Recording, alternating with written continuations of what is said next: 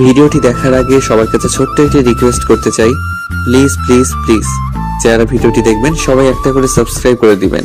আপনাদের ভালোবাসা পেলে এমন ভিডিও আরো উপহার দিব। ভিডিওগুলো বানাতে অনেক কষ্ট হয়, আমি জানি। ভিডিওটি অনেক মানুষই দেখবেন, প্লিজ একটা করে সাবস্ক্রাইব করে দিবেন। সবাইকে পুরো গল্পটি দেখার জন্য অনুরোধ রইল। হুট করে বিয়ে বাড়ির মাঝখান থেকে রিয়াদ ভাই আমায় কোলে তুলে নিয়ে হাঁটা শুরু করলো। আচমকা এমনটা হতে আমি ঘাবড়ে গিয়ে ভাইয়া শার্টের হাতা খামচে ধরে নিলাম। কিছু বলতে যাব তার আগে ভাইয়া ধমক দিয়ে বলে উঠল, একটা কথাও বলবি না তানজু, চুপ একদম। ব্যাস, ভাইয়ের একটা কথায় পুরো চুপ হয়ে গেলাম আমি। উপস্থিত সবাই অবাক চোখে তাকিয়ে আছে আমাদের দিকে। সেদিকে ভাইয়ার কোনো হুঁশ নেই, সে তার মতো হাঁটছে। কিছুক্ষণ আগে আজকে আমার কাজিন আফরিনাপুর গায়ে হলুদ, তাই সব কাজিনরা মিলে ঠিক করেছি সবাই একসাথে শাড়ি পরবো। কিন্তু শাড়ি কন্ট্রোল করা কি একটুখানি ব্যাপার? তার উপর উঁচু হিল পরেছি, সব মিলিয়ে পায়ের অবস্থা যা ইচ্ছে তাই হয়ে গেছে। একটু আগে হাঁটতে গিয়ে ধরাস করে পড়ে যাই আমি। দেন পায়ের অবস্থা এতটা খারাপ হয়ে গেছে যে উঠে হাঁটতেও পারছি না। এমন সময় হুট করে রিয়াদ ভাই এসে কোলে তুলে নিয়ে হাঁটা শুরু করলো আমায়। বর্তমানে লজ্জায় মাথা খারাপ হয়ে যাচ্ছে আমার। ইস, কি বিশ্রী একটা ব্যাপার। রিয়াদ ভাই আমায় কোলে তুলে নিয়ে রুমে এসে বিছানায় বসিয়ে দিল। আমি কিছু বলবো তার আগেই বলে উঠলো, তোকে চুপ করে থাকতে বলেছি না? আমি চুপ। কি আশ্চর্য, আমায় কিছু বলতেই দিচ্ছে না। ভাইয়ের রুমের ভেতরে থাকা ড্রয়ার থেকে স্যাভলন আর মলম নিয়ে আসলো। তারপর নিচে বসে আমার পায়ে হাত দিতেই বলে উঠলাম, ভাইয়া এগুলো কি করছো? তোকে চুপ করে থাকতে বলেছি আমি। কিন্তু ভাইয়া রেগে গিয়ে ধমক দিয়ে বলে উঠলো, আর একটা কথা বললে ঠাস করে একটা দিব তোর গালে। ভাইয়ার ধমকে কেঁপে উঠলাম আমি। তারপর মুখে হাত দিয়ে আমি চুপ। এদিকে রিয়াদ আস্তে আস্তে আমার পায়ের জুতো খুলে ফেললো। পায়ের অবস্থা খারাপ হয়ে গেছে, ফোসকাও পড়েছে। ভাইয়া সেগুলো দেখে রেগে বলে উঠলো, যেগুলো পড়তে পারিস না সেগুলো পড়িস কেন? আসলে রুহিতিশা বলেছিল। চুপ কর তুই, ওরা বললেই তোকে পড়তে হবে নাকি? কি অবস্থা করেছিস পায়ের? রিয়াদ স্যাভলন দিয়ে আগে জায়গাটা পরিষ্কার করে মলম লাগিয়ে দিল আমার পায়ে। প্রচন্ড জ্বলছে পা, তারপরও কিছু বলতে পারছি না। এভাবে কিছুক্ষণ পর ভাইয়া বলে, আজকে আর নিচে যাওয়ার দরকার নেই তোর। মামুনিকে বলে তোর খাবার রুমে দিয়ে যেতে বলবো। খেয়ে দে, চুপচাপ ঘুমিয়ে থাকবি। যদি এই রুম থেকে বাহিরে বের হতে দেখছি তাহলে তোর একদিন কি আমার একদিন। বলেই হন করে রুম থেকে বেরিয়ে গেল ভাইয়া। আর আমি মন খারাপ করে চুপ করে বসে থাকলাম। অবশ্যই গায়ে হলুদের অনুষ্ঠান প্রায় শেষের দিকে। এমন সময় রুমে ঢুকলো রুহি আর দিশা। আমার অবস্থা দেখে বলে উঠলো তারা, এখন কেমন আছিস তুই? এই তো আছি, দেখিস না, সব তোদের জন্য হয়েছে। যাক বাবা, আমরা কি করলাম? তোরা কি করলি মানে?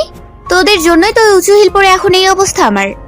দুজনে আমার পায়ের দিকে তাকিয়ে কাদো কাদো লুক নিয়ে বলে উঠলো, সরি।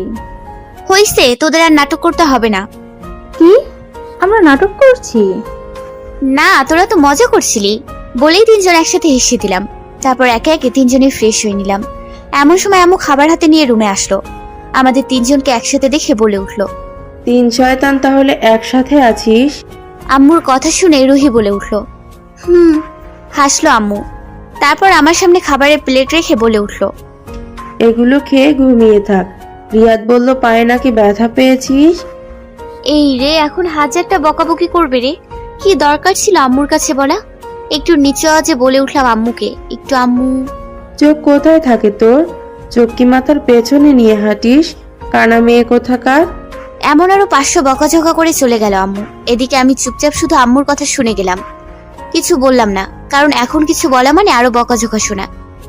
এভাবেই রুমে বসে রাতটা কাটলো। পরের দিন সকালে সূর্যের আলোতে ঘুম ভাঙলো আমার। পাশে রুহি আর তিশার সাথে আফরিন আপুও ঘুমিয়ে আছে চুপটি করে। আস্তে আস্তে বিছানা ছেড়ে উঠলাম আমি। পায়ের অবস্থা আগের চেয়ে অনেকটাই ভালো এখন। আস্তে আস্তে ওয়াশরুমে চলে গেলাম আমি। তারপর ফ্রেশ হয়ে বের হতেই সবার ঘুম ভাঙলো। সবাই বিছানায় একসাথে বসে আছে। সবাইকে একসাথে বসে থাকতে দেখে বলে উঠলাম আমি, গুড মর্নিং।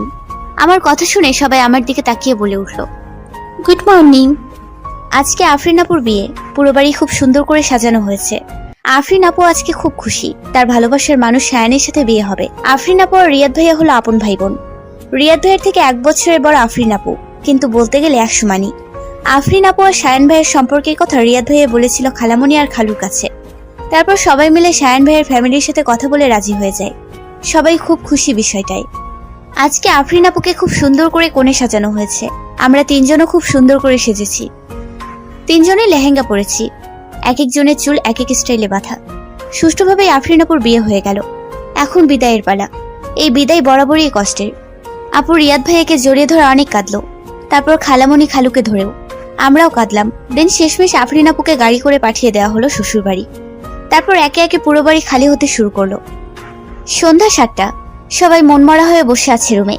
সবার চা বানাতে লাগলো আম্মু, আর আমি হেল্প করতে লাগলাম। আমাদের বাসা থেকে রিয়াদ ভাইয়াদের বাসায় আসতে মাত্র 10 মিনিট লাগে। আর আজকে যেহেতু সবার মন খারাপ, তাই আজকে আম্মু বাসায় যায়নি। তবে ভাইয়া আর আব্বু চলে গেছে। আমার ভাবনার মাঝে আম্মু বলে উঠলো, যা এই কফিটা রিয়াদের রুমে দিয়ে আয়। আম্মুর কথা মতো রিয়াদ ভাইয়ের জন্য কফি নিয়ে রুমে ঢুকতেই দেখলাম পুরো রুম অন্ধকার। রুমটা অন্ধকার দেখে বেশ অবাক হই আমি। বেশ কয়েকবার রিয়াদ ভাইয়াকে ডেকেও কোনো সারা শব্দ দিল না সে। তাই রুমের লাইট অন করে কফিটা বিছানার পাশে থাকা টেবিলের উপর রাখলাম। হঠাৎই বেলকনির দিকে চোখ গেল আমার। ভাইয়া বেলকনিতে দাঁড়িয়ে আকাশের দিকে তাকিয়ে আছে। আমিও কোনো কিছু না ভেবে সেদিকে পা বাড়ালাম। ভাইয়াকে সেখানে দেখে বলে উঠলাম আমি, এখানে কি করছো ভাইয়া? আর রুমের লাইট তো জ্বালাওনি। এভাবে বেশ কয়েকবার ডাকতে হুট করে ভাইয়া পেছন থেকে জড়িয়ে ধরলো আমায়। ঘটনাটা আচমকা হওয়াতে আমি পুরোই ঘাবড়ে গেলাম। কাপা কাপা গলায় বলে উঠলাম আমি, কি হয়েছে ভাইয়া? কিছুক্ষণ চুপ থেকে বলে উঠলো সে, কিছু ভালো লাগছে না আমার তানজু। বোনটা কেন চলে গেল রে? এতক্ষণ পর বুঝতে পেরেছি ভাইয়া কেন মন খারাপ করে এখানে দাঁড়িয়ে আছে। আফরিন আপুর জন্য। আমি নীরব কণ্ঠে বলে উঠলাম, তার জন্য মন খারাপ করে দাঁড়িয়ে আছো? আর এটা তো নিয়মই ভাইয়া, বিয়ে হয়ে গেলে সব মেয়েরাই শ্বশুরবাড়ি চলে যায়। আপুও চলে গেছে, মন খারাপ করে কি লাভ ভাইয়া? তোমার জন্য কফি এনেছি, খেয়ে নাও। বিনিময়ে ভাইয়া কোনো উত্তর দিল না। আমাকে শক্ত করে জড়িয়ে ধরে দাঁড়িয়ে আছে সে। এদিকে আমার অবস্থা শেষ। শ্বাসকষ্ট শুরু হয়ে যাচ্ছে। পুরো শরীর থরথর করে কাঁপছে আমার। আমার কাঁপাকাঁপি বুঝতে পেরে রিয়াদ ভাইয়া বলে উঠল, এত নড়ছিস কেন? সোজা হয়ে দাঁড়িয়ে থাকতে পারিস না? রিয়াদ ভাইয়ের মুখে এমন কথা শুনে অবাক হলাম আমি। মনে মনে ভাবলাম আমি, এটা বলার ছিল নাকি? বলা তো উচিত ছিল সরি। কিছুক্ষণ পর বলে উঠলাম আমি, ইয়ে মানে ভাইয়া, কফি ঠান্ডা হয়ে যাচ্ছে তো। এতক্ষণ পর রিয়াদ তার ভাবনা থেকে বেরিয়ে আসলো। এতক্ষণ পর তার মনে পড়লো সে যে কাউকে জড়িয়ে ধরে আছে। হুট করে রিয়াদ ছেড়ে দেয় তানজুকে। কিছু না বলে রুমে ঢুকে যায় সে। এদিকে আচমকা রিয়াদ ভাই আমায় ছেড়ে দিতেই জোরে জোরে শ্বাস ফেলতে শুরু করলাম আমি। আর কিছুক্ষণ এভাবে থাকলে আমি তো হার্ট অ্যাটাক করতাম। এখনো বুক ধড়ফড় করছে। রাতে সবাই একসাথে ডিনার করে যে যার রুমে গিয়ে ঘুমিয়ে পড়লো। আজকে আমি, রুহি আর তিশা একসাথে আছি। কাল বাদে পরশু আফরিনাপুর বৌভাত। উফ, কি মজা হবে। এসব ভাবতে ভাবতে আর আফরিনাপুকে মিস করতে করতে ঘুমিয়ে পড়লাম আমরা তিনজন। মাঝখানে কাটলো একদিন। আজকে আমরা সবাই মিলে আফরিনাপুর বৌভাতে যাব। সকাল থেকে সবাই বিভিন্ন কাজে ব্যস্ত আছে, সাথে আমরাও। তিনজন মিলে ঠিক করেছি আজকে গাউন পরবো। বেলা 11টা বেজে 2 মিনিট। সবাই তৈরি হতে ব্যস্ত। কিছুক্ষণের মধ্যে সবাই মিলে বাড়ি থেকে বের হবো আফরিনাপুর শ্বশুরবাড়ি যাওয়ার উদ্দেশ্যে। আয়নার সামনে দাঁড়িয়ে এখনো তৈরি হচ্ছে রুহি আর তিশা। আমার সাজা শেষ। হালকা মতো মেকআপ আর ভারী গাউন, চুলগুলো খুলে চোখে কাজল আর আইলাইনার দিয়ে। ওরাও সেম ভাবে সেজেছে। একই তো গরম, তার উপর বেশি মেকআপ করলে ঘেমে অবস্থা খারাপ হয়ে যাবে। তাই হালকা মেকআপ করেই সেজেছি আমরা। এমন সময় খালামণি, রিয়াদ ভাইয়ের আম্মু রুমে আসলো। আমাদের দিকে তাকিয়ে বলে উঠলো, কি হলো তোদের? খালামণি, আমরা তৈরি, চলো। খালামণি আমাদের তিনজনের দিকে তাকিয়ে বলল, তোদের তিনজনকেই খুব সুন্দর লাগছে। খালামণির কথা শুনে আমরা তিনজন একসাথে মুচকি হেসে বললাম, থ্যাংক ইউ খালামণি। তবে যাই বলো, আমাদের থেকে কিন্তু তোমায় বেশি সুন্দর লাগছে। খালু তো তোমায় দেখলে আর চোখই ফেরাতে পারবে না। খালামণি আমার কথা শুনে আমার মাথায় একটা চাটি মেরে বলল, বেশি পেকে গেছিস না? হাসলাম তিনজন। এমন সময় রুহি বলে উঠল, খালামণি, তুমি যদি থাকো রাজি, আমরা তাহলে আবার ডাকি কাজী। রুহির কথা শুনে খালামণি হেসে বলল, আর সেই কাজই দেখে তোদের খালু যে আমায় কি করবে? কি আর করবে খালামণি? কথার মাঝখানে খালামণি বলে উঠল, হইছে, আর বক বক করা লাগবে না, দেরি হয়ে যাচ্ছে, চল তাড়াতাড়ি।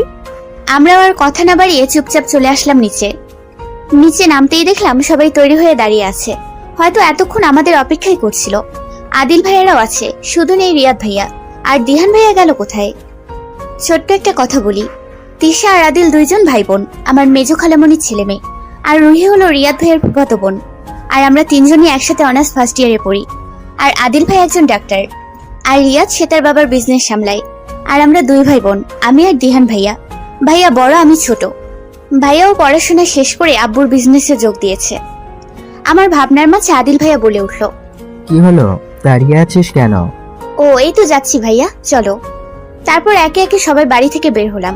বাড়ি থেকে বের হতেই দেখলাম আমাদের থেকে কিছুটা দূরে দাঁড়িয়ে আছে রিয়াদ আর দিহান ভাইয়া।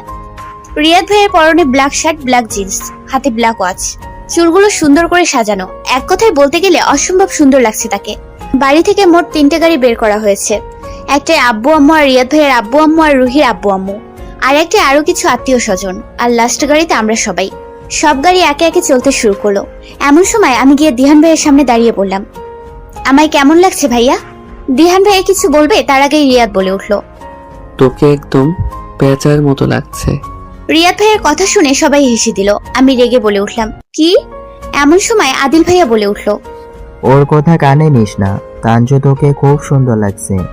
আদিল ভাইয়ের কথা শুনে মুচকি হেসে বললাম আমি, থ্যাংক ইউ ভাইয়া। যা, তোরা কেউ ভালো না, শুধু আদিল ভাইয়া ভালো। তারপর আর কথা না বাড়িয়ে সবাই মিলে উঠে পড়লাম গাড়িতে। আমি, রিয়াদ, আদিল, দিহান, রুহি, তিশা। ড্রাইভ করছে রিয়াদ ভাইয়া। ফুরফুরে আলোতে আর সুন্দর পরিবেশের মাঝখানে সবাই মিলে গল্প করতে করতে যাচ্ছি আমরা। আর একজন গাড়ির সামনের আয়নার দিকে তাকিয়ে রাগে ফুলছে, কারণ আদিলের সাথে তানজু অতিরিক্ত হাসাহাসি করে কথা বলছে, যেটা মোটেও রিয়াদের সহ্য হচ্ছে না। আচমকা আমার হাত ধরে টেনে নিয়ে যাচ্ছে রিয়াদ ভাইয়া, আর তার এমন কাজে আমি অবাক হয়ে বলে উঠলাম, কোথায় যাচ্ছি ভাইয়া? রিয়াদ চুপ। কি হলো ভাইয়া, কথা বলছো না কেন? এদিকে রিয়াদ রাগে গজগজ করে সামনের দিকে হাঁটছে। এতক্ষণ নিজেরা কন্ট্রোল করতে পারলো, এখন মোটেও পারছে না সে। কতক্ষণ তানজুকে না বকলে তার শান্তি হবে না। কতক্ষণ আগে আমরা আফরিন আপুর শ্বশুরবাড়ি এসে পৌঁছালাম। সবাই মিলে একসাথে আফরিন আপুর শ্বশুরবাড়ির ভেতরে ঢুকছিলাম। এমন সময় পেছন থেকে হুট করে রিয়াদ ভাইয়া হাত ধরে টেনে নিয়ে উল্টো দিকে হাঁটা ধরলো।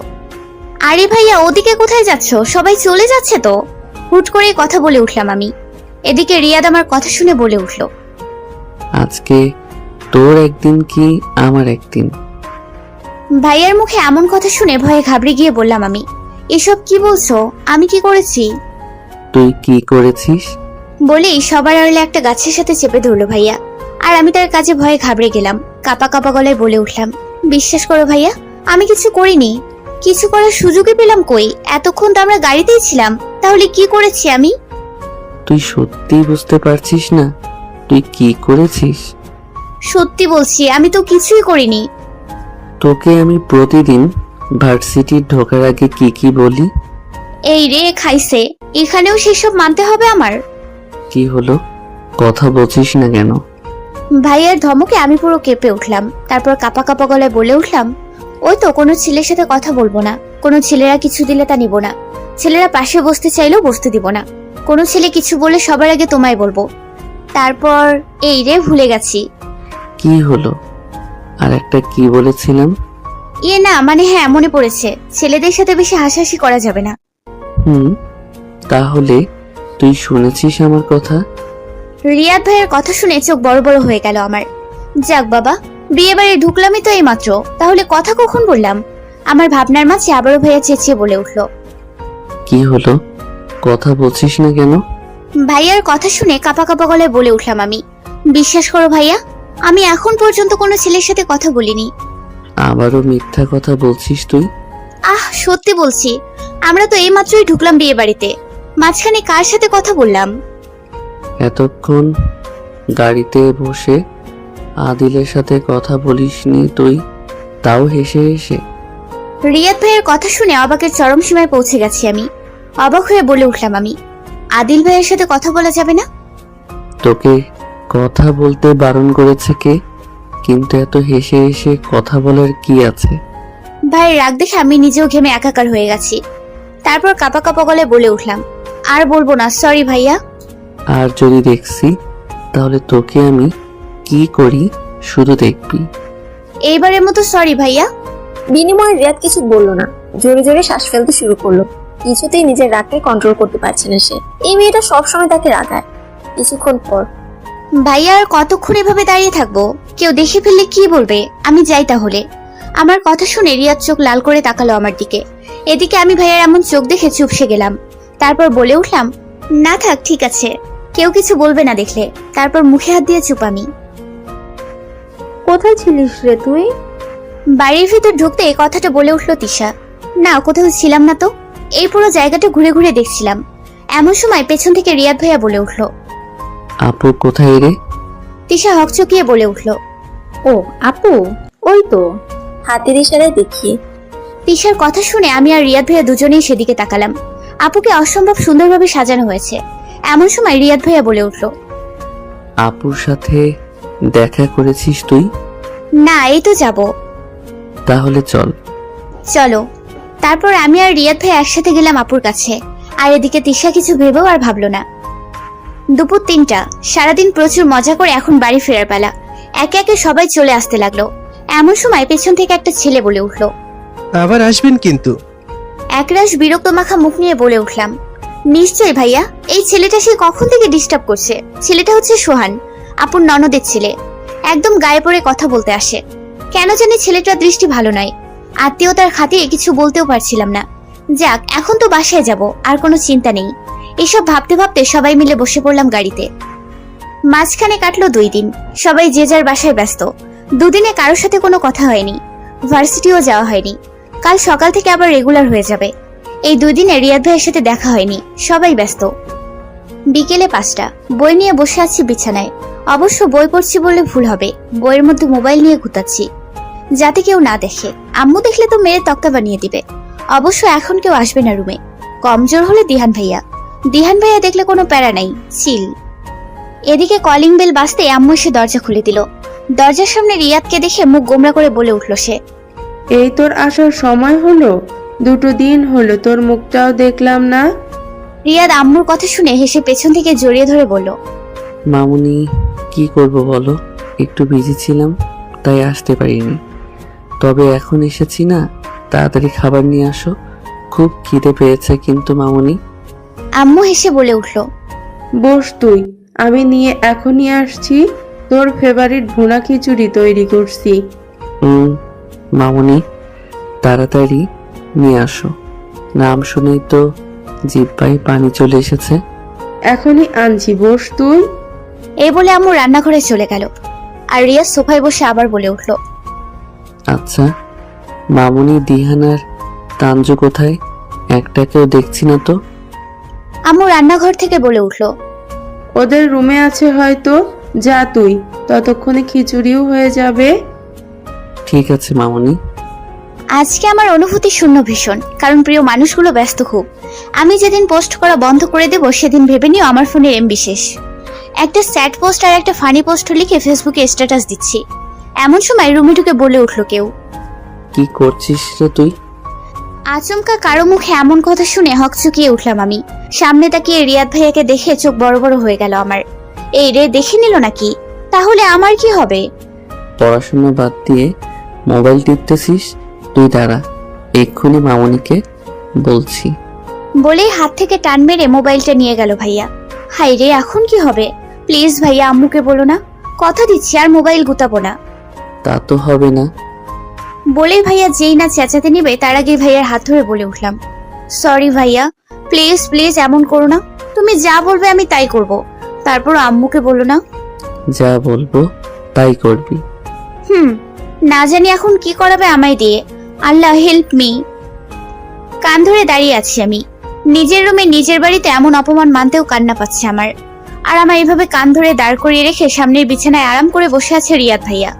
রাগে ক্ষোভে কান্না পাচ্ছে আমার। তারপর না কিছু করতে পারছি না কিছু বলতে পারছি।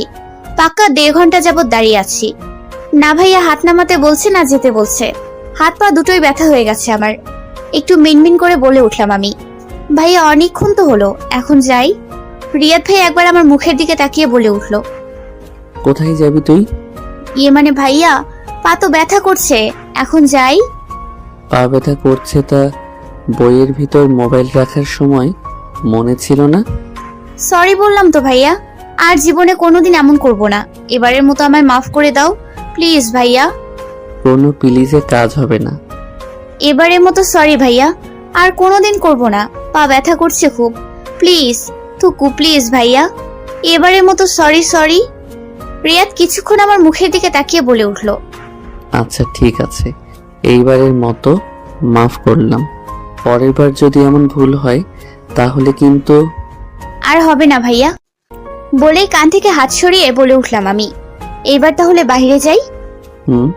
যা। আমায় আর পাইকে দৌড়ে রুম থেকে বেরিয়ে গেলাম। উফ, শয়তানটি কতক্ষণ দাঁড় করিয়ে রাখলো। এমন হাজারো গালি দিতে দিতে চলে আসলাম নিচে। এদিকে তানজু বের হতে রিয়াদ মুচকি হেসে বলে উঠলো, আসলে একটা পাগলি মেয়ে আমার পাগলিটা। তবে যাই হোক, একটু বেশি শাস্তি দিয়ে ফেলেছিস রিয়াদ তুই। ভাবলো রিয়াদ। ডাইনিং টেবিলে বসে আছি আমরা সবাই, শুধু আব্বু বাদে। আমার সোজাসুজি রিয়াদ ভাইয়া, তার পাশে দিয়ান ভাইয়া, আর আম্মু আমাদের খাবার বেড়ে দিচ্ছে। আম্মুর হাতে ভুনা খিচুড়ি বরাবরই আমার পছন্দের। সবাইকে খাবার বেড়ে দিল আম্মু, আর আমরাও খেতে শুরু করলাম। রিয়াদ ভাইয়া খিচুড়ি মুখে দিয়ে বলে উঠলো, মামুনি, তোমার হাতে জাদু আছে, এত মজা হয় কেন? হাসলো আম্মু।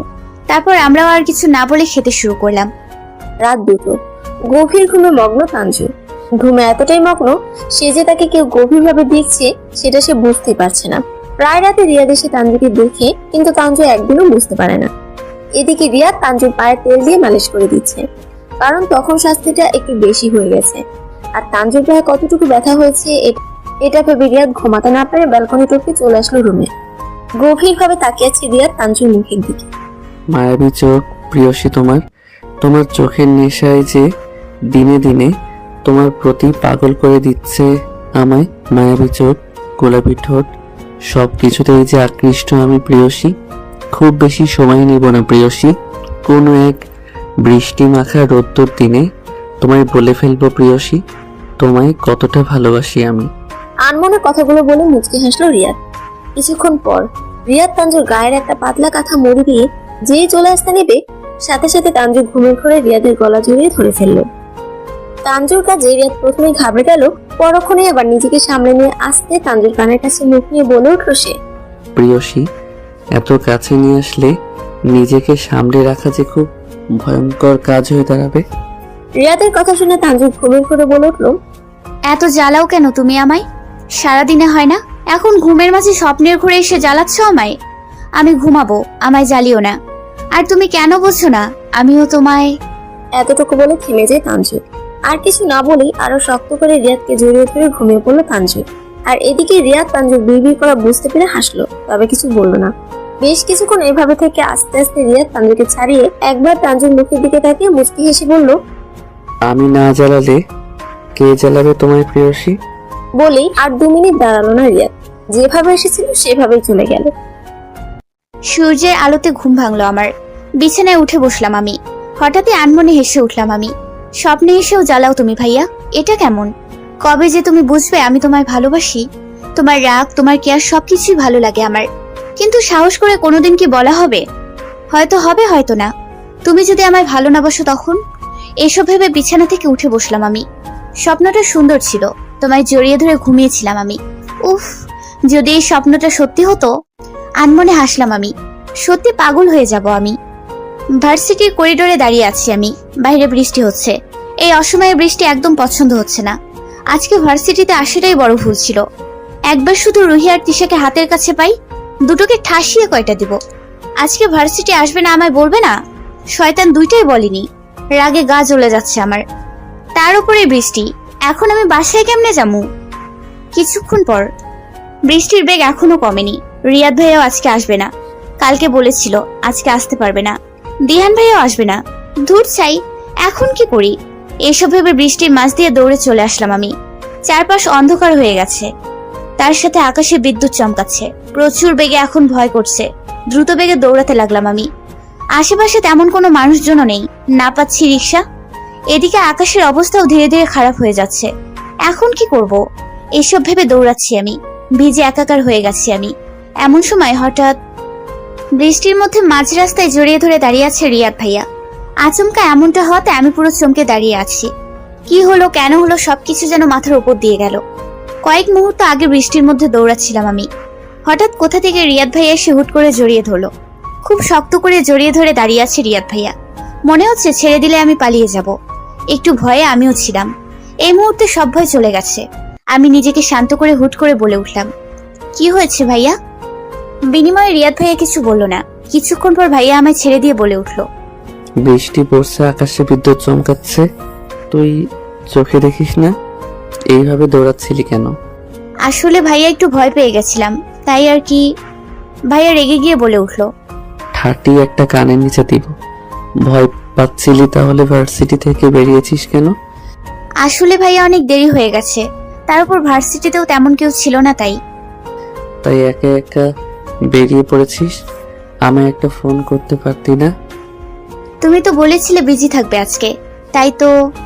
তানজুর কথা শুনে রিয়াদ নিজের উপর নিজেই রেগে গেল। কেন বলেছিল সে? এবার রিয়াদের জড়িয়ে ধরার কারণটা বলা যায়। রিয়াদের অফিসের কাজ প্রায় শেষ করে বের হবে এমন সময় তানজুর আম্মু ফোন করে বলে তানজু এখনো বাড়ি ফেরেনি। আম্মুর কথা শুনে রিয়াদ রীতিমতো অবাক হয়। পরক্ষণেই আম্মুকে চিন্তা করতে না বলে ফোনটা কেটে দেয়। এদিকে আকাশের অবস্থা খুব খারাপ। তুমুল বেগে বৃষ্টি হচ্ছে, সাথে আকাশে বিদ্যুৎ চমকাচ্ছে। রিয়াদ এটাও জানে তানজু আকাশে বিদ্যুৎ চমকানোতে ভয় পায়, এতে সেও একটু ঘাবড়ে যায়। দ্রুত গতিতে রিয়াদ গাড়ি চালাচ্ছিল। এমন সময় দূর থেকে তানজুকে দৌড়াতে দেখে ভয় পায় রিয়াদ। পরে আর কি, দৌড়ে গিয়ে তানজুকে জড়িয়ে ধরে সে, কারণ সে বুঝতে পেরেছে তানজু ভয় পেয়েছে। রিয়াদের ভাবনার মাঝে তানজু বলে উঠলো, বলছিলাম কি ভাইয়া, আর কতক্ষণ বৃষ্টির মধ্যে দাঁড়িয়ে থাকবো? চলো বাসায় যাই, আমার প্রচুর শীত করছে। বিনিময়ে রিয়াদ কিছু না বলে তানজুর হাত ধরে নিয়ে গাড়িতে বসিয়ে দিল। পুরো শরীর কাঁপছে আমার, মনে হচ্ছে আজ রাতে জ্বর আসবেই। পুরো শরীরের পশম দাঁড়িয়ে গেছে আমার, একদম কাচুমাচু হয়ে বসে আছি গাড়িতে। এখনই বাসায় গিয়ে কাঁথামুড়ি না দিতে পারলে ভালো লাগবে না আমার। এদিকে রিয়াদ বুঝে গেছে তানজুর প্রচুর শীত করছে। হুট করে রিয়াদ গাড়ি থামিয়ে দেয়। আচমকা ভাইয়া গাড়ি থামিয়ে দেয়াতে অবাক হলাম আমি। শীতে কাঁপা কাঁপা গলায় বলে উঠলাম আমি, কি হলো ভাইয়া, গাড়ি থামালে যে? বাসায় যাবে না? তুই বস 5 মিনিট, আমি এক্ষুনি আসছি। বলে আর 2 মিনিট দাঁড়ালো না ভাইয়া, হনহন করে গাড়ি থেকে বেরিয়ে চলে গেল সে। আমি হা হয়ে তাকিয়ে রইলাম ভাইয়ার যাওয়ার পানে। উফ, এক্ষুনি যাওয়া লাগলো। হাচ্চু, কাম সারছে রে। আজকে আর তোকে কেউ বাঁচাতে পারবে না তানজু, জ্বর তোর আসবেই। হাচ্চু, উফ ভাইয়া তাড়াতাড়ি আসো। হাচ্চু। অল্প কিছুক্ষণ পর ভাইয়া আসলো হাতে একটা ব্যাগ নিয়ে। ব্যাগটা আমার হাতে দিয়ে বলে উঠলো, এটার ভিতরে একটা ড্রেস আছে, তাড়াতাড়ি পরে ফেল। আমি কিছু না বলে ব্যাগটা হাতে নিয়ে নিলাম। ব্যাগটা হাতে নিতেই ভাইয়া বলে উঠলো, তুই বস, আমি একটু আসছি। ভাইয়া যেতে আমি আবার বলে উঠলাম, ভাইয়া। রিয়াদ তানজুর দিকে না ঘুরে বলে উঠলো, কি বল জলদি। বলছি কি ভাইয়া, তুমিও ড্রেসটা চেঞ্জ করে নাও, না হলে তোমারও ঠান্ডা লেগে যাবে। হাচ্চু। তানজুর কথা শুনে মনে মনে খুশি হলো রিয়াদ। আবার তানজুর অবস্থা দেখে বলে উঠলো, সেটা দেখছি আমি, তুই তাড়াতাড়ি চেঞ্জ কর। বলেই চলে গেল রিয়াদ। ব্যাগটা খুলতেই চোখ বড় বড় হয়ে গেল আমার। খুব সুন্দর একটা সাদা রঙের চুড়িদার, দেখতে অসম্ভব সুন্দর। এটা আমার, ভাবতেই খুশি লাগছে খুব। বেশ কিছুক্ষণ পর একটা হলুদ রঙের টি শার্ট আর ব্ল্যাক জিন্স পরে আসলো রিয়াদ। বৃষ্টির রেশ এখন অনেকটাই কমে গেছে। রিয়াদ হাতে 2 কাপ গরম চা নিয়ে এসে দাঁড়ালো গাড়ির সামনে, উল্টো দিকে ঘুরে, কিন্তু কিছু বললো না। ভাইয়া গাড়ির সামনে আসতেই আমি বলে উঠলাম, হয়ে গেছে ভাইয়া, এখন তুমি তাকাতে পারো আমার দিকে। বিনিময়ে রিয়াদ বলে উঠলো, এই চাটা খেয়ে নে তাড়াতাড়ি। আমিও কিছু না বলে নিয়ে নিলাম, কারণ এটা দরকার ছিল। তুমি কি করে বোঝো আমার মনের কথাগুলো প্রিয়? আনমনেই হেসে উঠলাম আমি। কলিং বেল বাজতেই দরজা খুলে দিল আফরিন আপু। তাকে দেখে রীতিমতো অবাক হলাম আমি। আমায় দেখে খুশি হয়ে আফরিন আপু জড়িয়ে ধরে বলে উঠলো, এতক্ষণে তোর আসার সময় হলো? কতক্ষণ যাবত ওয়েট করছি তোর জন্য। এমন সময় পিছন দিক থেকে রুহি আর তৃষা চেঁচিয়ে বলে উঠলো, সারপ্রাইজ! ওদের দেখে রীতিমতো চোখ গরম হয়ে গেল আমার। আফরিন আপুকে ছেড়ে দিয়ে বললাম, শয়তান দুটা, তোরা এখানে দাঁড়া, কইতাছি আজকে তোগো একদিন কি আমার একদিন। বলে ব্যাগটা সোফার উপর রেখে আমি দৌড়। দুটোকে কয়েকটা না মারতে পারলে আমি শান্তি পাবো না। এদিকে রুহি আর তৃষা দুজনেই তানজুকে দৌড়াতে দেখে তারাও দৌড় দিল উপরে। এক পর্যায়ে 3 জনে একসাথে তানজুর রুমে ঢুকে পড়লো। হাতে একটা বালিশ নিয়ে দুটোকে ইচ্ছে মতো মারতে মারতে বলে উঠলাম আমি, তোরা আজকে ভার্সিটি যাবি না, আমায় বলিসনি কেন? তোদের জন্য আজকে বৃষ্টিতে ভিজতে হলো আমায়। হাচ্চু, শুধুমাত্র তোদের জন্য। হাচ্চু, আমার হাচ্চু, ঠান্ডা লেগে গেল। হাচ্চু। বলতে বলতে বসে পড়লাম আমি। এদিকে আমার অবস্থা দেখে হাসবে না কাঁদবে ভুলে গেছে রুহি আর তৃষা। তারা রীতিমতো তানজুর মাথায় হাত বুলিয়ে দিয়ে বলল, আমরা সত্যিই বুঝতে পারিনি যে তুই ভার্সিটি চলে যাবি। হয়েছে হয়েছে, আর বলতে হবে না। আমার জন্য আদা দিয়ে চা বানিয়ে নিয়ে আয়। হাচ্চু। যাচ্ছি যাচ্ছি। বলেই চলে যায় দুজন। এমন সময় রুমে নক করলো পিউ। বলে উঠলো সে, আমি কি আসতে পারি? আচমকা কোনো ছেলের কণ্ঠস্বর শুনে অবাক হয়ে তাকালাম তার দিক। ছেলেটিকে দেখে রীতিমতো অবাক হই আমি। কারণ ছেলেটি হলো আপুর ননদের দেওর সোহান। আমি অবাক হয়ে বললাম, আপনি এখানে কখন এলেন? এসেছি অনেক আগেই, নিচে ছিলাম, তুমি খেয়াল করনি। ও। হুম। হঠাৎই মনে হলো ছেলেটি এক দৃষ্টিতে তাকিয়ে আছে আমার দিকে, যেটা মোটেও পছন্দ হচ্ছে না আমার। আমি হুট করে বলে উঠলাম, বললাম কি নেভার মাইন্ড ভাইয়া, আমার শরীরটা হাচ্চু ভালো নেই। হাচ্চু। আমরা কিছুক্ষণ পর কথা বলি। হাচ্চু। সোহান তানজুর কথা শুনে একটু আনইজি ফিল করলো। পরক্ষণে হালকা হেসে বলল, ঠিক আছে, আমরা পরে কথা বলবো। জি। সোহান দরজা পর্যন্ত গিয়ে আবার ঘুরে বলে উঠল, কিছু মনে না করলে একটা কথা বলি। আচমকা সোহানের মুখে এমন কথা শুনে বলে উঠলাম আমি, জি বলুন ভাইয়া। তোমায় এই সাদা রঙের চুড়িদারে অসম্ভব সুন্দর লাগছে। সোহানের মুখে এমন কথা শুনে হালকা হেসে বলে উঠলাম আমি, থ্যাংক ইউ ভাইয়া। হাচ্চু। বিনিময় সোহান আর কিছু বলল না, চুপ করে রুম থেকে বেরিয়ে গেল। সোহান যেতেই ড্রেসটার দিকে চোখ গেল আমার। রিয়াদ ভাইয়া দেওয়া গিফট, ভালো তো লাগতেই হতো। আনমনে হাসলাম আমি। এমন সময় আবারও চলে আসলো। কি আবার? হাচ্চু। রাত 8টা। বিছানায় কাঁথা মুড়ি দিয়ে শুয়ে আছি আমি। জ্বর না আসলেও হাঁচি দিতে দিতে অবস্থা বেজায় খারাপ হয়ে গেছে। অসম্ভব রকম ঠান্ডা লেগে গেছে আমার। এ নিয়ে 10 বার আদা চা খাওয়া শেষ। বিকেলেও রুহি আর তিশার হাতে চা খেয়ে পার করে দিলাম। হঠাৎই মাথায় আসলো, আমার সাথে ভাইয়াও তো ভিজেছিল, ভাইয়ার কি কিছু হয়নি? অবশ্য আমার চেয়ে কমই তো ভিজেছিল। এমন সময় রুমে ঢুকলো রিয়াদ ভাইয়া। ভয়ে কাচুমাচু হয়ে বসে আছি আমি, আর আমার সামনে চোখ লাল করে তাকিয়ে আছে রিয়াদ ভাইয়া। রিয়াদ ভাইয়া তো মনে হয় দিব্যি সুস্থ আছে। এখন তোর কি হবে তানজু? রিয়াদ ভাইয়া তো এখন চেঁচিয়ে বকাঝকা করবে, এখনই বলবে, ইচ্ছে করছে তোকে এখনই ঠাসিয়ে একটা থাপ্পড় মারি। সারাদিন শুধু ঢ্যাং ঢ্যাং করিস, নিজের একটু যত্ন নিস না। আমার ভাবনার মাঝখানে আমায় অবাক করে দিয়ে রিয়াদ ভাইয়া বলে উঠলো, এখন কেমন আছিস তুই? Like seriously? ভাইয়া আমায় বকলো না? আমার ভাবনার মাঝখানে ভাইয়া আবারও বলে উঠলো, কি হলো, কথা বলছিস না কেন? ভাইয়া কথা শুনে কাপা কাপা গলায় বলে উঠলাম আমি, একটু ঠান্ডা লাগছে এই আর কি। জ্বর তো আসেনি। একটা কথা বলবো ভাইয়া? বল। তোমার দেওয়া ড্রেসটা খুব সুন্দর ছিল। সুন্দর তো হবেই, দেখতে হবে না কে দিয়েছে। থ্যাংক ইউ ভাইয়া।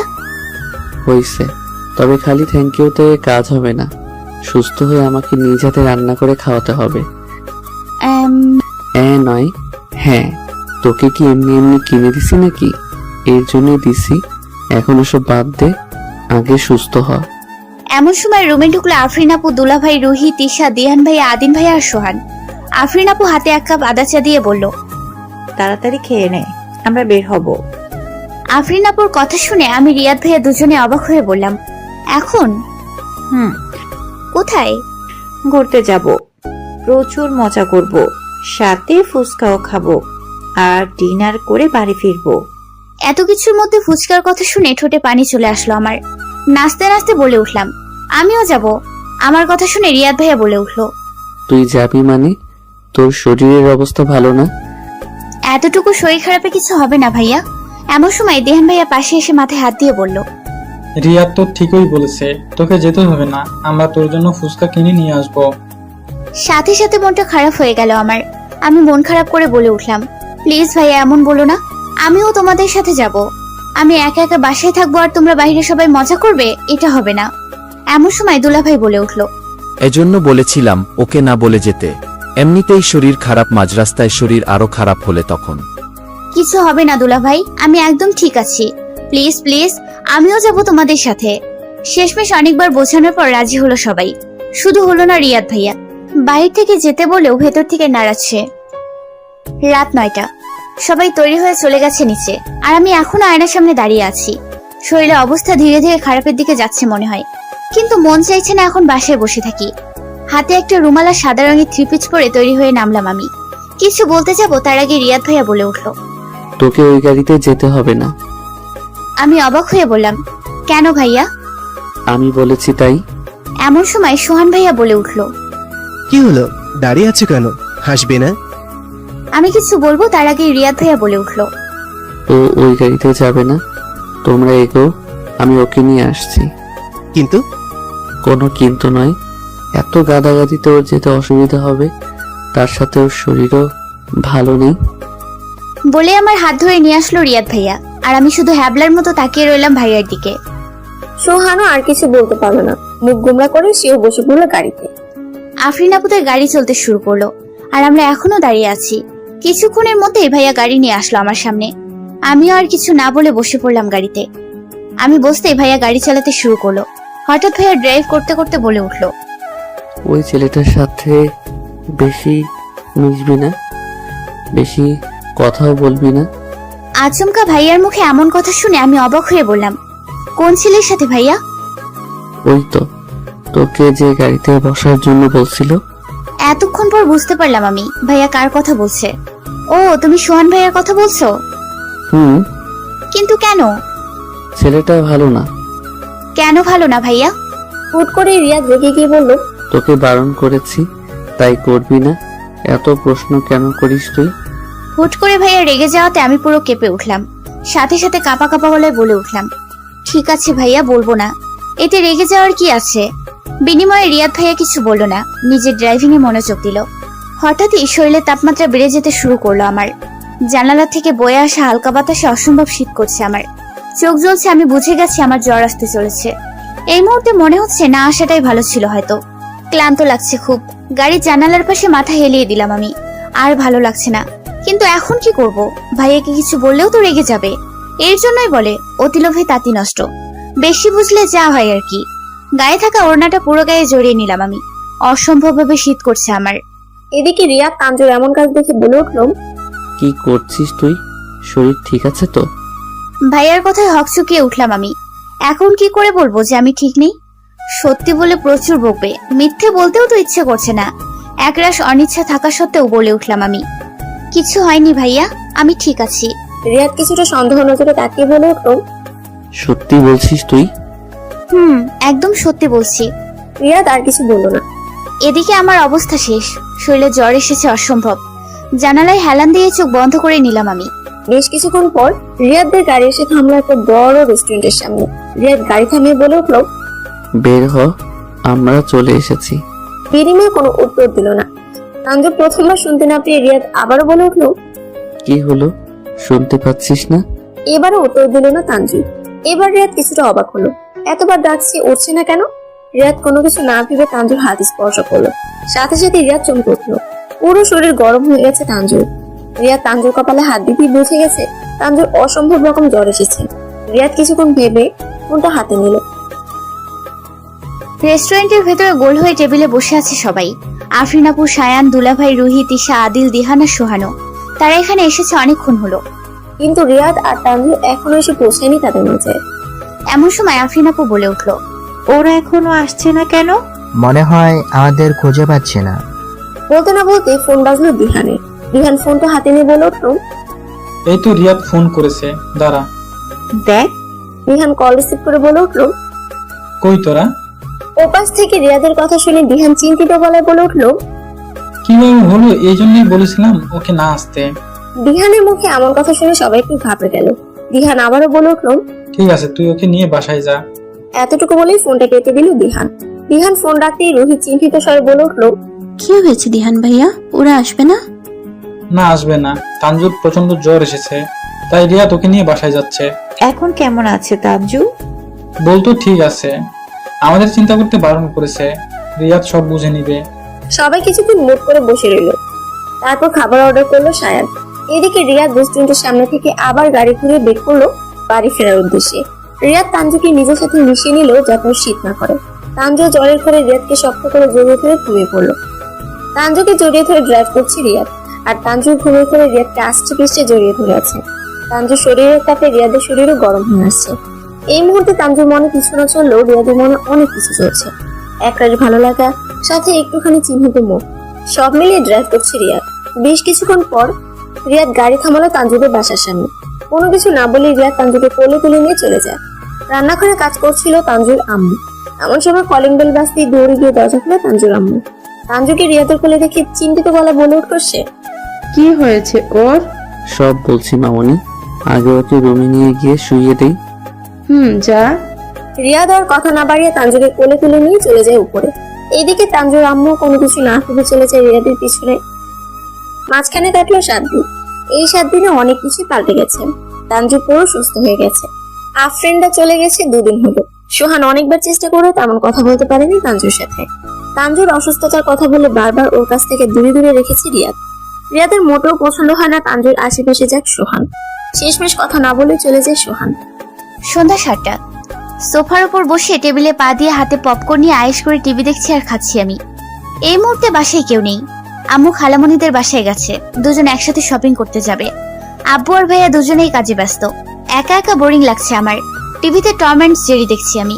এমন সময় কলিং বেল বেজে উঠলো। আচমকা এমনটা হওয়াতে আমি পুরো কেঁপে উঠলাম। হুট করে মাথায় প্রশ্ন এলো, এখন কে আসলো? আম্মু তো কিছুক্ষণ আগেই গেছে, এত তাড়াতাড়ি চলে এলো? আমার ভাবনার মাঝে আবারও কলিং বেল বেজে উঠলো। একরাশ বিরক্ত মাখা মুখ নিয়ে পপকর্নগুলো সোফার উপর রেখে উঠে দাঁড়ালাম আমি। এদিকে কলিং বেল বাজছে তো বাজছেই, মনে হচ্ছে দরজা না খুললে দরজা ভেঙে ভিতরে ঢুকে যাবে। আরে বাবা, আমি যাচ্ছি, চোখে দেখো না নাকি? ও অবশ্য দেখবে কেমনে, আমি তো বাসার ভিতরে। বোকার মতো ভাবনা চিন্তা নিয়ে সামনে এগোচ্ছি আমি। আরে বাবা, আসছি বলে দরজা খুলতেই চোখ বড় বড় হয়ে গেল আমার, কারণ সামনে রিয়াদ ভাইয়া দাঁড়ানো। তার পুরো শরীর বেয়ে ঘাম পড়ছে, গায়ে জড়ানো শার্টটা পুরো ভিজে গেছে, চুলগুলো এলোমেলো। রিয়াদ ভাইয়া একরাশ ক্লান্ত মাখা মুখ নিয়ে বলে উঠল, আমার জন্য এক গ্লাস ঠান্ডা পানি নিয়ে আয় তাড়াতাড়ি। বলে আমায় পাশ কাটিয়ে চলে গেল ভাইয়া। আমি অবাক হয়ে তাকিয়ে রইলাম। দরজা বন্ধ করে চলে গেলাম ফ্রিজের কাছে। এক বোতল ঠান্ডা পানি বের করে এক গ্লাস ঢেলে নিয়ে গেলাম রিয়াদ ভাইয়ের কাছে। সোফায় অ্যালার্ম দিয়ে চোখ বন্ধ করে বসে আছে রিয়াদ ভাইয়া, হয়তো প্রচন্ড ক্লান্ত সে। পানি হাতেই তার কাছে গিয়ে বলে উঠলাম আমি, ভাইয়া পানি। বলতেই চোখ খুলে তাকালো ভাইয়া। কোনো কিছু না বলে হাত থেকে পানি নিয়ে পুরো একশেষে ঢকঢক করে পুরো পানি শেষ করে দিল সে। তারপর কিছুক্ষণ চুপ থেকে বলে উঠল, আম্মু কোথায় রে? বাসায় ঢুকে দেখি দরজা বন্ধ। কোথায় গেছে জানিস কিছু? ও খালামণি আর আম্মু একসাথে শপিং করতে গেছে। চাবি দিয়ে গেছে? না তো, তুমি তো এত তাড়াতাড়ি আসো না, তাই হয়তো। আজকে খুব ক্লান্ত লাগছিল তাই চলে এসেছি। বাসায় ঢুকে দেখি দরজা বন্ধ, তাই এখানে এসেছি। তুমি বসো, আমি খালামণিকে ফোন করে আসতে বলি। না থাক। আচ্ছা শোন, আমার মাথাটা একটু টিপে দে তো, প্রচুর ব্যথা করছে। আমিও আর কিছু না বলে সোফার পেছনে দাঁড়িয়ে রিয়াদ ভাইয়ের মাথা টিপতে লাগলাম। চোখ বন্ধ করে আছে রিয়াদ ভাইয়া। ফ্যানের বাতাসে এখন অনেকটাই ফ্রেশ লাগছে তাকে। ভেজা চুলগুলো অল্প অল্প শুকিয়ে গেছে, মুখের ক্লান্তির ছাপ অনেকটাই কমে গেছে তার। হুট করে ভাইয়া আমার হাত চেপে ধরলো। আচমকা এমনটা হয় অবাক হলাম আমি। ভাইয়া আমার হাত ধরে বলল, আর লাগবে না, আমি দিহানের রুম থেকে ফ্রেশ হয়ে আসছি, আমার জন্য খাবার বেড়ে রাখ। ঠিক আছে ভাইয়া। বিনিময়ে ভাইয়া আর কোনো জবাব দিল না। সোফা থেকে উঠে সোজা চলে গেল উপরে। বেশ কিছুক্ষণ পর খাবার বেড়ে টেবিলের সামনে দাঁড়িয়েছিলাম আমি। এমন সময় সিঁড়ি বেয়ে দিহান ভাইয়ের ট্রাউজারের একটা সাদা রঙের টি শার্ট পরে নিচে নামলো রিয়াদ ভাইয়া। চোখ মুখ একদম ফ্রেশ হয়ে গেছে তার, শরীরে পুরো ক্লান্ত মাখা মুখ চলে গেছে। ভাইয়া চলে আসলো আমার সামনে, তারপর বলে উঠলো, সব বেড়ে রেখেছিস? ভাইয়া বসো, আমি তোমায় সব বেড়ে দিচ্ছি। শুধু বেড়ে দিলে হবে না কিন্তু। রিয়াদ ভাইয়ের কথা শুনে আমি অবাক হয়ে বললাম, মানে? আগে সব প্লেটে সাজা, তারপর বলছি। বলে রিয়াদ ভাইয়া বসে পড়লো চেয়ারে। আমিও কোনো কিছু না ভেবে খাবার প্লেটে বেড়ে নিলাম। প্লেট ভাইয়ার সামনে দিতেই ভাইয়া বলে উঠলো, হাত দিয়ে খেতে ইচ্ছে করছে না, তুই খাইয়ে দে। রিয়াদ ভাইয়ের কথা শুনে চোখ বড় বড় হয়ে গেল আমার।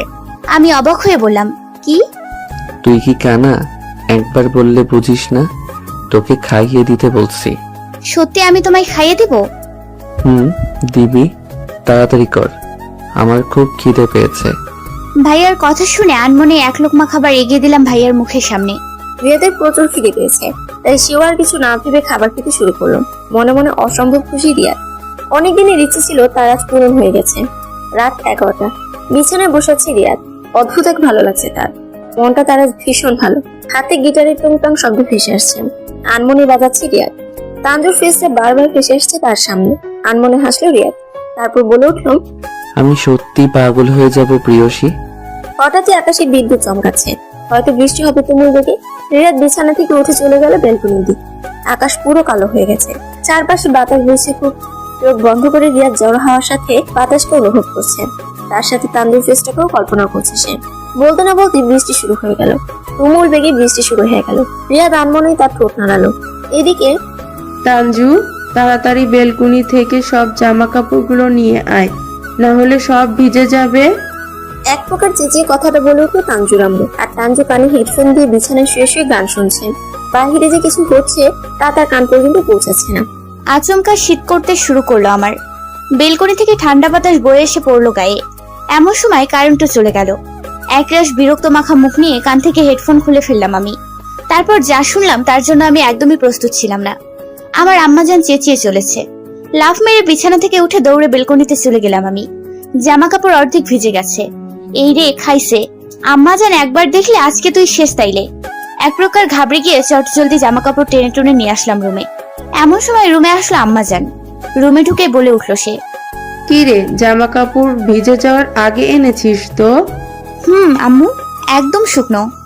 ভালো করেছিস। অন্ধকারের রুমে থেকে কি করবি? নিচে আয়।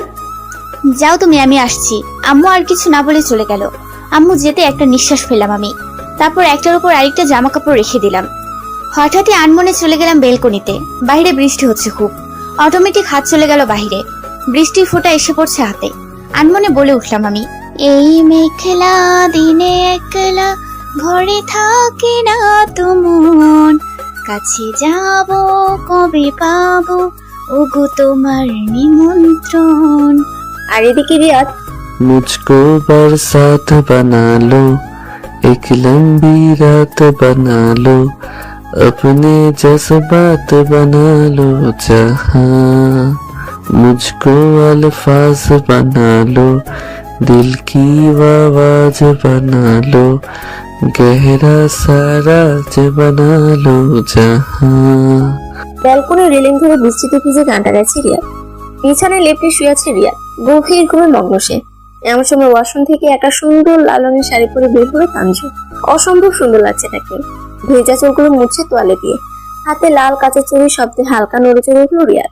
তানজু তার ভেজা চোখগুলো মুছে মুছে চলে গেল রিয়াদের সামনে। রিয়াদ এখনো ঘুমে মগ্ন। তানজু তার হাত থেকে তোয়ালেটে রাখলো সামনে থাকা টেবিলের উপর। হালকা ঝুঁকি পড়লো তানজু রিয়াদের দিকে। আনমনে মুচকে হাসলো সে। হাতে থাকা চুড়িগুলো রিয়াদের কানের কাছে এনে নাড়ালো তানজু। প্রথমবারে রিয়াদ হালকা নড়লো, কিন্তু উঠলো না। রিয়াদ না ওঠাতে তানজু তার ভেজা চুলগুলো রাখলো রিয়াদের মুখে। ভেজা চুলের গন্ধে আবারও নড়লো রিয়াদ। একরাশ বিরক্ত মাখা মুখ নিয়ে বলে উঠলো সে, বিরক্ত করছো কেন? আমি ঘুমাবো। বিনিময়ে তানজু কোনো উত্তর দিল না। আবারও ভেজা চুলগুলো রিয়াদের সারা মুখে নাড়াতে লাগলো সে। হুট করে রিয়াদ তার চোখ খুলে ফেললো। চেঁচিয়ে বলে উঠলো সে, সমস্যা কি? রিয়াদের কাজে তানজু হেসে বলে উঠলো, আমাকে কেমন লাগছে প্রিয়? চিরচেনা কণ্ঠের আওয়াজ কানে বাজতেই নড়ে চড়ে উঠল রিয়াদ। চোখ খুলে সামনে তানজুকে দেখে অবাক হলো সে। প্রথমবার এমন লোকে দেখছি রিয়াদ তানজুকে। অসম্ভব সুন্দর লাগছে তাকে। এলোমেলো চুলে লাল রঙের শাড়ি, সাথে মুঠো ভর্তি কাচের চুড়ি, চোখে হালকা কাজল, ব্যাস এতটুকুতেই অসম্ভব সুন্দর লাগছে তানজুকে রিয়াদের কাছে। গভীরভাবে তাকিয়েছে রিয়াদ তানজুর দিকে, যেন তার পলকে পড়ছে না। রিয়াদের কাণ্ডে আনমনে হাসলো তানজু। তারপর মুচকি এসে বলে উঠলো সে, কি হলো, কথা কেন বলছো না প্রিয়? আনমনে রিয়াদ বলে উঠলো, অপূর্ব, তোমায় শাড়িতে এত সুন্দর লাগে জানতাম না তো প্রিয়সী। হাসলো তানজু। তারপর বলে উঠলো, বিশ্বাস হচ্ছে না এটা আমি? আনমনে মাথা নাড়ালো রিয়াদ। আচমকা তানজুর পাশে থাকা এক গ্লাস পানি ফেলে দিল রিয়াদের মুখে। আচমকা ঘুমের ঘরে মুখে পানি পড়াতে লাফ মেরে উঠলো রিয়াদ। ঘুমের রেশ পুরোপুরি কাটেনি তার। মিটমিট করে চোখে তাকালো রিয়াদ সামনে। ওই শালা আর কতক্ষণ ঘুমাবি? কখন থেকে ডাকছি তোকে, কানে কথা যাচ্ছে না? পুরুষ কণ্ঠে কারো কথা শুনে হক চুকিয়ে তাকালো রিয়াদ। সামনে রিহানকে দেখে অবাক সে। আনমনে বলে উঠল সে, তাহলে কি এতক্ষণ স্বপ্ন দেখছিলাম আমি? রিয়াদের বিড়বিড় করা দেখে রিহান আবারও বলে উঠল, বিড়বিড় করছিস কি বলতো? স্বপ্ন দেখছিলি নাকি এতক্ষণ? স্বপ্ন যে এত সুন্দর হতে পারে জানতাম না তো প্রিয়সী। আনমনে বলে উঠল রিয়াদ। রিয়াদের বিড়বিড় করা কথা বুঝতে না পেরে রিহান বলে উঠল, কি?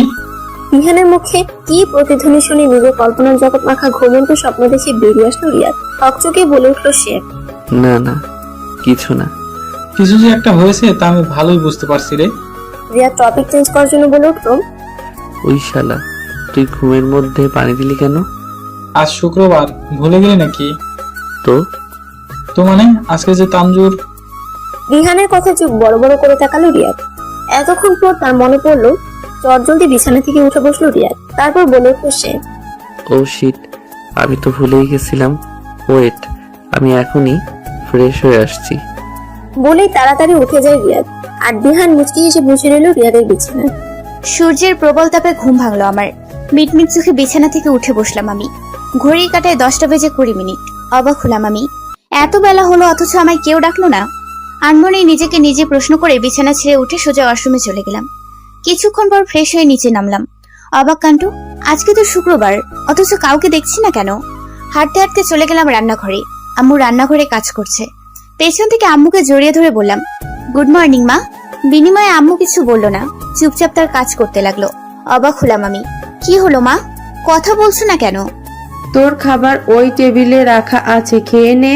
প্রচুর কাজ আছে আমার আজ, বেশি জ্বালাস না। আশ্চর্য, জ্বালালাম কখন? তারপর আমি আর বেশি কথা না বলে আম্মুকে ছাড়িয়ে চলে আসলাম টেবিলের সামনে। চুপচাপ খেয়ে আবার চলে গেলাম রুমে। আশ্চর্য তো, আজকে আম্মু কোনো কাজের কথা বলছে না কেন? খুব একটা না ভেবে চলে আসলাম রুমে। ফোনটা হাতে নিব এমন সময় দিহান ভাই এসে ফোনটা নিয়ে গেল। আমি দিহান ভাইয়ের কাজে অবাক হয়ে বলে উঠলাম, কি হলো ভাইয়া, ফোনটা নিয়ে নিলে কেন? একটু ফেসবুকিং করতাম। দিহান ভাইয়ের সোজা কথা, আজকে কোনো ফেসবুকিং করা যাবে না, চুপচাপ রুমে বসে থাক। বলেই ফোনটা হাতে নিয়ে হনহন করে চলে গেল ভাইয়া। আমি শুধু হ্যাবলার মতো দাঁড়িয়ে রইলাম। আশ্চর্য তো, সবাই এমন বিহেভ করছে কেন? একরাশ রাগ নিয়ে হনহন করে বাড়ি থেকে বেরিয়ে গেলাম আমি। উদ্দেশ্য খালামণিদের বাসায় যাব। এবারে কেউ আমায় ভালোবাসে না, সবাই যে যার মতো বিহেভ করছে, আমায় পাত্তা দিচ্ছে না। আমি করেছি কি? এসব ভাবতে ভাবতে হেঁটের আগে গজগজ করতে করতে চলে গেলাম রিয়াদ ভাইদের বাসার সামনে। এমন সময় গাড়ি করে খালামণিদের বাড়ি থেকে বেরিয়ে গেল খালামণি আর খালু। আশ্চর্য, এরা যাচ্ছে কোথায়? কয়েকবার ডাকতেও কোনো সারা শব্দ করলো না খালামণি আর খালু। আমার কথা কি তাহলে তারা শুনতে পায়নি নাকি? ধুর, ভালো লাগে না। আবার মন খারাপ নিয়ে চলে গেলাম বাড়িতে। দিহান, আব্বু আর আম্মু তিনজন কিছু একটা করছিল, আমায় দেখে থেমে গেল। আশ্চর্য, আমি দেখলে কি হবে? বিরক্ত মাখা মুখ নিয়ে চেঁচিয়ে বলে উঠলাম, তোমরা এমন করছো কেন? আমি কি করছি? আমার কথা শুনে দিহান ভাইয়া বলে উঠলো, কি করবি, তুই কিছু করসনি তো। তাহলে তোমরা এমন করছো কেন? আমার কাছ থেকে লুকাচ্ছ কিছু? ধুর পাগলি, কি লুকাবো? সত্যি কিছু লুকাচ্ছ না? আরে না, তুই তোর রুমে যা। সারাদিন শুধু রুমে বসে থাকবো? ফোনটাও নিয়ে গেলে তুমি। আচ্ছা শোন, আমার ল্যাপটপটা নিতে পারিস তুই, তবে একটা শর্ত আছে। কি শর্ত? ফেসবুকিং করা যাবে না। কিন্তু কেন? ফেসবুকে কি আছে? এমন সময় কোথা থেকে রিয়াদ ভাই এসে বলল, অনেক কিছু আছে। আর তুই এখানে কি করছিস? পড়াশোনা নেই নাকি? এখন পড়াশোনা? রুমে যা, আমি আসছি এক্ষুনি। আজকে তোর পড়া ধরবো। এই রে খাইছে, এখন পড়াশোনা? কি হলো, কথা কি কানে যাচ্ছে না? দূর চাই, এর চেয়ে তো ভাইয়ার ল্যাপটপটা পেলেই ভালো হতো। বলছিলাম কি ভাইয়া, পড়াশোনা পরে করি, তার চেয়ে ভাইয়ের ল্যাপটপটা নিয়ে সুন্দর একটা মুভি দেখা যাক। আমি কথা দিচ্ছি ফেসবুকে ঢুকবো না। কিন্তু কে শোনে কার কথা? রিয়াদ স্ত্রীর জবাব, না, কোনো মুভি হবে না, পড়াশোনা হবে এখন। একরাশ বিরক্ত মাখা মুখ নিয়ে চলে গেলাম আমি। দূর চাই, ভালো লাগছে না। এদিকে তানজু উপরে যেতেই সবাই হাফ ছেড়ে বাঁচলো। আর একটু হলে ধরা পড়ে যেত সবাই। তারপর তারা আবারও তাদের কাজে ব্যস্ত হয়ে পড়লো। সন্ধ্যা 7টা, রুমের মধ্যে বসে আছি আমি, আর আমার সামনে চেয়ারে বসে আছে রিয়াদ ভাইয়া। তার কথা হলো যতক্ষণ পর্যন্ত পড়া শেষ না হবে ততক্ষণ এই রুম থেকে বের হওয়া যাবে না। দুবার পানি খাওয়ার কথা বলেও বাইরে যেতে পারিনি আমি। দূর চাই, মুখে কলম নিয়ে কামড়াচ্ছি আমি। এমন সময় রিয়াদ ভাইয়া ধমক দিয়ে বলে উঠলো, এটা কি হচ্ছে? আচমকা এমন হওয়াতে হালকা কেঁপে উঠলাম। তারপর আমতা আমতা করে বলে উঠলাম, ইয়ে না, মানে কিছু না। তাহলে কলম কামড়াচ্ছিস কেন? একটা কথা বলবো ভাইয়া? রুম থেকে বের কেন হতে দিচ্ছি না? এটা ছাড়া অন্য কিছু বলার থাকলে বল। ভাবছিলাম তো এটাই বলবো। দূর, আমার ভাবনার মাঝে রিয়াদ ভাইয়া বলে উঠলো, কি হলো বল। না কিছু না বলে আবারও বইয়ের পাতায় মুখ গুজালাম। আচমকা কারেন্ট চলে গেল। হুট করে এমন হওয়াতে আমি বলে উঠলাম, যা কারেন্ট চলে গেল তো ভাইয়া। দূর, মোবাইলটাও তো নেই যে লাইট জ্বালাবো। এমন সময় হাতে একটা মোমবাতি নিয়ে আসলো রিয়াদ ভাইয়া। তারপর আমার হাতে একটা ব্যাগ দিয়ে বলল, এটা তোর জন্য, এখন দেখার দরকার নেই, পরে দেখিস, আগে চল। আমি গিফটের প্যাকেটটা হাতে নিয়ে অবাক হয়ে বললাম, এটা আমার জন্য, কিন্তু কেন দিচ্ছ? বিনিময়ে রিয়াদ ভাই কিছু বলল না, আমার হাত ধরে নিয়ে গেল নিচে। পুরো রুম অন্ধকার হয়ে আছে। সব অন্ধকার দেখে আমি বলে উঠলাম, আম্মু, আব্বু, ভাইয়া তোমরা কোথায়? আর পুরো রুম এইভাবে অন্ধকার করে রাখছো কেন? কিন্তু ওপাশ থেকে কোনো সারা শব্দ আসলো না। এমন সময় ভাইয়া মোমবাতিও ফু দিয়ে নিভিয়ে দিল। আমি অবাক হয়ে বললাম, এটা কি করলে ভাইয়া? বিনিময়ে ভাইয়া শুধু তার মুখ থেকে একটা আওয়াজ বের করলো, হুশ। হঠাৎই ভাইয়া তার হাতে কড়াতালি দিয়ে দিল। সাথে সাথে পুরো রুম আলোকিত হয়ে গেল। তারপর যা দেখলাম আমি তার জন্য মোটেও প্রস্তুত ছিলাম না। বিছানায় বিভোর হয়ে ঘুমিয়ে আছে তানজু। আর কালকে রাতে সবার দিন সারপ্রাইজের কথা ভাবছে সে। কাল রাতে পুরো বাড়ি সাজানো হয়েছে তানজুদের, পুরো বাড়ি বেলুন দিয়ে সাজানো। তানজু অবাক হয়ে শুধু তাকিয়ে রইল সামনে। এমন সময় আম্মু, আব্বু, খালামুনি, খালু, রিয়াদ ভাইয়া, দিহান ভাইয়া সবাই একটা কেক নিয়ে এসে সামনে দাঁড়ালো তানজু। তারপর বলে, হ্যাপি বার্থডে তানজু। অবাক চোখে তাকিয়ে রইল তানজু। এরপর বলে উঠলো সে, তোমরা আমার জন্য, আমি তো ভাবতেই পারিনি।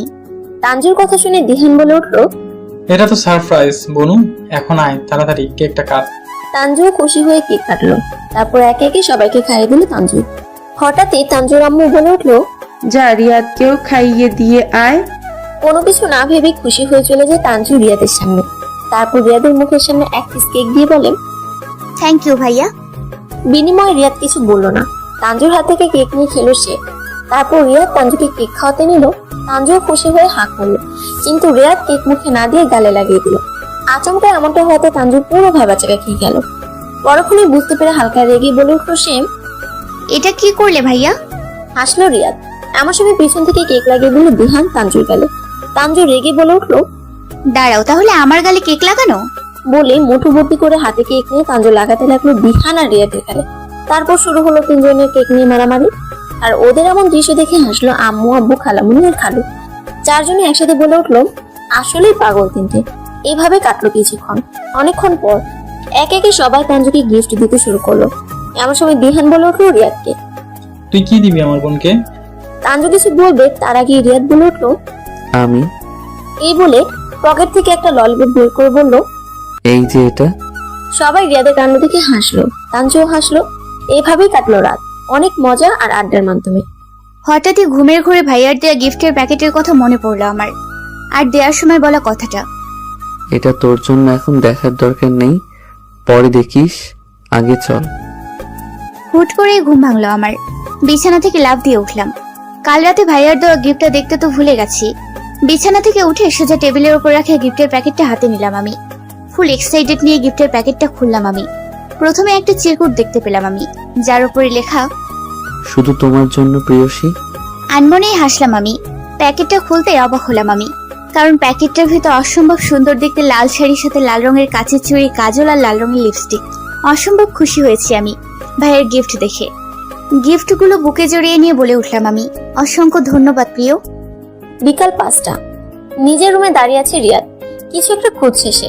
হঠাৎই রিয়াদ চেঁচিয়ে বলে উঠলো, মা, আমার ব্ল্যাক টি শার্টটা কোথায়? রান্নাঘর থেকে রিয়াদের আম্মু বলে উঠলো, তোর আলমারিতে আছে, খুঁজে দেখ। রিয়াদ কিছুক্ষণ দেখি আবার বলে উঠলো, কোথায় মা, পাচ্ছি না তো। একরাশ বিরক্ত মাখা মুখ নিয়ে রিয়াদের আম্মু বলে উঠলো, ভালো মতো খুঁজে দেখ। পাচ্ছি না তো। এমন সময় হাতে ব্ল্যাক টি শার্ট রিয়াদের এগিয়ে দিয়ে বলে উঠলো কেউ। এইটা। রিয়াদ টি শার্টটার দিকে তাকিয়ে বলে উঠলো, এটাই তো। বলে পিছন তাকাতেই অবাক রিয়াদ, কারণ পিছনে অন্য কেউ নয়, রিয়াদের প্রাণ প্রিয় প্রিয়সী তানজু। পরনে তার রিয়াদের দেওয়া সেই শাড়ি, চুড়ি আর চোখে কাজল চুলগুলো খোপা করা, ঠোঁটে লাল লিপস্টিক। একদম ঘুমের ঘরে স্বপ্ন দেখা সেই তানজু। রিয়াদ ভাইয়ের এমন তাকিয়ে থাকা দেখে বলে উঠলাম আমি, কি হলো ভাইয়া, টি শার্টটা নাও। তানজুর মুখের আওয়াজ শুনে রিয়াদ তার ভাবনা থেকে বেরিয়ে এলো। তারপর বলে উঠলো, তারপর তানজুর হাত থেকে টি শার্টটা নিয়ে পরে ফেললো রিয়াদ।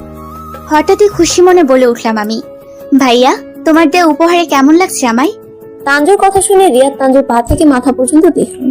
সবই ঠিক আছে, কিন্তু কোথাও একটা মিস্টেক আছে। আনমনে বলে উঠলো রিয়াদ। রিয়াদ ভাইয়ের ভাবনার মাঝে বলে উঠলাম আমি, কি হলো ভাইয়া, কথা বলছো না কেন? হুট করে ভাইয়া সামনে এগোতে লাগলো আমার। আচমকা এমনটা হতে আমি ভয়ে ঘাবড়ে গিয়ে পেছনে এগোতে এগোতে বললাম, কাপা কাপা গলায় বললাম, কি হলো ভাইয়া, এইভাবে এগোচ্ছ কেন? বিনিময়ে রিয়াদ ভাইয়া কোনো উত্তর দিল না। সে তার মতো আমার মুখের দিকে তাকিয়ে থাকতে থাকতে এগোতে লাগলো, আর আমি ঘাবড়ে গিয়ে পেছনে যেতে লাগলাম। এক পর্যায়ে দেয়ালের সাথে লেগে গেলাম আমি। ভয়ে হাত পা ঠান্ডা হয়ে যাচ্ছে আমার। আমি কাপা কাপা গলায় বলে উঠলাম, থাক ভাইয়া, তোমার কিছু বলতে হবে না, আমি যাই। বলে যেই না আসতে যাব, সাথে সাথে ভাইয়া আমার হাত চেপে ধরলো দেয়ালের সাথে। ভাইয়া এমন কাজে সত্যি শকড আমি। ভয়ে গলা শুকিয়ে আসছে আমার। ভয় মাখানো মুখ নিয়ে বলে উঠলাম আমি, কি করছো তুমি ভাইয়া? হুট করেই ঝুঁকে পড়লো রিয়াদ ভাই আমার মুখের সামনে। আচমকা এমনটা হতে আমি ঘাবড়ে গিয়ে চোখ বন্ধ করে নিলাম। এদিকে রিয়াদ তানজু ঘাবড়ানো মুখ দেখে মুচকে হাসলো। হুট করে রিয়াদের হাত চলে যায় তানজুর গালে। আচমকা ভাইয়ার হাতের স্পর্শে কেঁপে উঠলাম আমি। এদিকে রিয়াদ তার হাত তানজুর গালে স্পর্শ করতে করতে গলা পর্যন্ত নামিয়ে নিল। রিয়াদ একবার তানজুর মুখের দিকে তাকিয়ে তার হাত দিয়ে টান মেরে তানজুর চুলের খোপা খুলে ফেললো। তারপর তানজুর কানের কাছে মুখ এনে বলে উঠল সে। ভয় নেই প্রেয়সী, আমি কিছুই করব না। এত ভয় পেলে চলে নাকি? আর তোমার এই ভয় মাখানো মুখে কতটা সুন্দর লাগছে জানো কি তুমি? একদম আমার ঘুমের ঘোরে স্বপ্নে দেখা প্রেয়সীটা। বলেই তানজুর গালে হালকা তার ঠোঁট স্পর্শ করলো রিয়াদ। তারপর আর 2 মিনিট দাঁড়ালো না রিয়াদ, হনহন করে রুম থেকে বেরিয়ে আসলো। যাওয়ার আগে আরেকবার তানজুর মুখের দিকে তাকিয়ে মুচকি হাসলো রিয়াদ। ভাইয়ার বলা কথা আর তার কাজে শক্ট আমি। আস্তে আস্তে চোখ খুললাম আমি। আনমনে আমার হাত চলে গেল গালে। এটা কি হলো? হুট করে এই কথাটা এসে বাজলো মস্তিষ্কের কোণে। পরক্ষণে মুচকি হাসলাম আমি। মাঝখানে কাটলো 2 দিন। সেদিনের পর এই 2 দিনে দেখা হয়নি রিয়াদের সাথে তানজুর। তবে রিয়াদ রোজ রাতে এসে কয়েক মুহূর্ত দেখে গেছে তানজুকে, যেটা তানজুর বুঝতে পারেনি। বিকেল 4টা। রিয়াদ ভাইদের ছাদের ওপর গোল হয়ে বসে আছে রোহিত, ঈশা। সবাই একসাথে বসে আড্ডা দিচ্ছে। এমন সময় ছাদে প্রবেশ করলো দিহান, আদিল আর রিয়াদ। তানজু এক পলক রিয়াদের দিকে তাকিয়ে চোখ নামিয়ে নিল। কেন জানে না, সেদিনের পর থেকে রিয়াদের দিকে তাকাতে একটু লজ্জা লাগে তানজুর। গরম চা আর বিস্কুট তৈরি। বলেই ছাদে প্রবেশ করলো আফরিন আপু। কালকে এসেছে সে। এসেই সবাই মিলে একসাথে আড্ডা শুরু। ছাদের উপর বসে সবার সামনে নীরব কণ্ঠে গানটা গাইলাম আমি। হুট করে এমন একটা গান কেন মাথায় আসলো বুঝলাম না। সবার জোড়াজুড়িতেই গান গাইলাম আমি। এই গানটাই মাথায় আসলো, দেন গাইলাম আমি। করাতালের মাধ্যমে নিজের গানের ধ্যান থেকে বেরিয়ে আসলাম আমি। সবার দিকে তাকাতেই দেখলাম সবাই নীরবভাবে তাকিয়ে আছে আমার দিকে। হালকা হেসে বলে উঠলাম আমি, কি হলো, তোমরা এভাবে তাকিয়ে আছো কেন? আমার কথা শুনে আফরিন আপু বলে উঠলো, তুই এত ভালো গান গাস, জানতাম না তো। বিনিময়ে হালকা হেসে বলে উঠলাম আমি, ওই একটু আর কি। বিনিময়ে সবাই হাসলো। হুট করে রিয়াদ ভাইয়ের কথা মনে পড়লো আমার। এক পলক তাকালাম আমি রিয়াদ ভাইয়ের মুখের দিকে। রিয়াদ ভাইয়ের চোখে চোখ রাখতেই আবার নামিয়ে নিলাম আমি। এমন সময় রুহি বলে উঠলো, এখন তাহলে রিয়াদ ভাইয়ার পালা। রিয়াদের কথা শুনে অতি আগ্রহ নিয়ে তাকালাম আমি রিয়াদ ভাইয়ের দিকে। রিয়াদ একবার আমার মুখের দিকে তাকিয়ে বলল, আজ নয়, অন্য আরেকদিন। রিয়াদের কথা শুনে তৃষা বলে উঠলো, কেন ভাইয়া, এইখানে কি হয়েছে? রিয়াদ হালকা হেসে বলল, কি হয়েছে এখনই বুঝতে পারবি। রিয়াদ ভাইয়ের কথা শুনে সবাই অবাক চোখে তাকালো, কারণ কেউ বুঝতে পারছে না কি হয়েছে। এমন সময় মাগরিবের আজান দিতে শুরু করলো। রিয়াদ ভাইয়ের দিকে তাকাতেই সে বলে উঠলো, এখন বুঝতে পেরেছিস কি হয়েছে? সবাই একসাথে বলে উঠলাম, এতটা সময় হয়ে গেল আমরা আড্ডা দিচ্ছিলাম, বুঝতেই পারিনি। তারপর রিয়াদ ভাই আবারও বলে উঠলো, এখন তাহলে চল সবাই নিচে যাওয়া যাক। তারপর আর কেউ কথা না বাড়িয়ে একে একে সবাই চলে যেতে লাগলাম নিচে। সবার পেছনে আনমনে হাঁটছি আমি। এমন সময় হুট করে কানের কাছে এসে বলল রিয়াদ, গানটা কিন্তু খুব সুন্দর ছিল প্রিয়সী, একদম তোমার মতো। বলেই দ্রুত বেগে চলে গেল রিয়াদ ভাইয়া। আচমকা এমনটা হতে প্রথমে একটু ঘাবড়ে গেলেও পরক্ষণে মুচকি হাসলাম আমি। সন্ধ্যা 7টা।